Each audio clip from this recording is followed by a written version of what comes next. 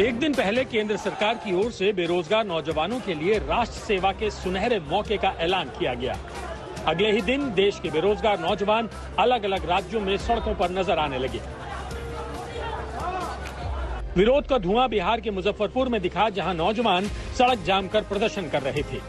ये प्रदर्शन उन नौजवानों की ओर से किया जा रहा था जो सेना में भर्ती की परीक्षाएं दे चुके हैं, लेकिन अभी तक नौकरी नहीं मिल पाई। 4 साल 5 साल के लिए भर्ती करना चाहते हो, क्या चाहते हैं आप कि 4 साल तक भी हम वेल ट्रेंड हो जाएं और उसके बाद जो है हम बंदूक उठा ले। जब हम अंदर सब कुछ सीख चुके होंगे तो बाहर हमारे पास हुनर क्या होगी? झाड़ू तो करेंगे नहीं भाई। हम 4 साल तो बंदूक चला। 4 साल वाली ऑप्शन का भी विरोध। एग्जाम लो भाई। मुजफ्फरपुर से बेगूसराय तक सड़क पर उतरकर प्रदर्शन कर रहे ये नौजवान सरकार की नई अग्निपथ स्कीम का भी विरोध कर रहे हैं। सबसे पहले उम्र का 17.5 से 21 है। दौड़ हम लोग का निकल गया, मेडिकल पास कर गए, 2 बार एडमिट कार्ड मिला चक्कर मैदान में। बोलता कोरोना काल के लिए आपका एग्जाम कुछ रोक दिया गया, स्थगित कर दिया गया। हालांकि केंद्र सरकार ने अग्निपथ योजना लॉन्चिंग के वक्त भी ये कहा था और अब केंद्रीय गृह मंत्री अमित शाह ने भी भरोसा दिया है कि 4 साल की सेवा के बाद अग्निवीरों को केंद्रीय अर्धसैनिक बलों की भर्ती में प्राथमिकता दी जाएगी। लेकिन बिहार से राजस्थान के सीकर तक देश के अलग अलग हिस्सों में नौजवानों के प्रदर्शन की कई वजह हैं।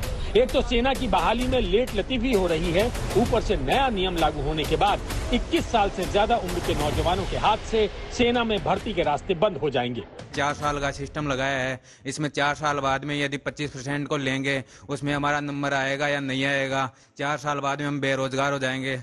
मैं ये कहना चाहता हूँ, ये जो अग्निवीर वाली ये जो योजना लागू की है ये अच्छी नहीं है, क्योंकि घर वाले इस आशा से हमें भेज रहे हैं हॉस्टल में कि बच्चा नौकरी लग के है तो 4 साल के बाद में घर पे भेज देंगे तो बेरोजगारी आ जाएगी।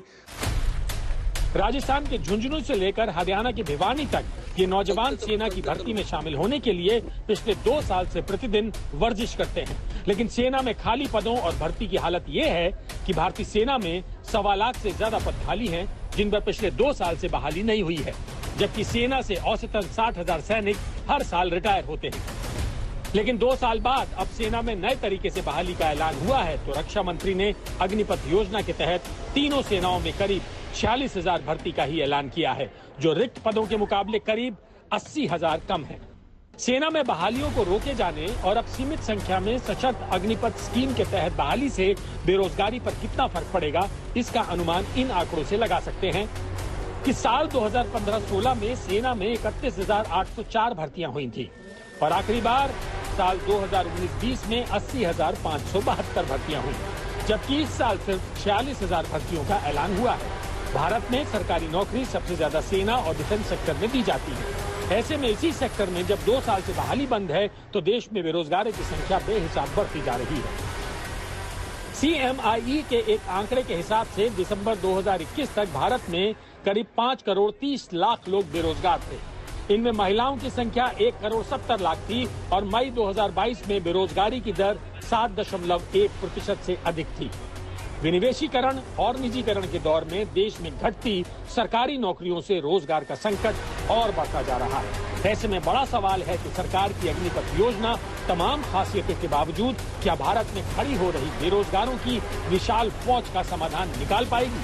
आज तक ब्यूरो।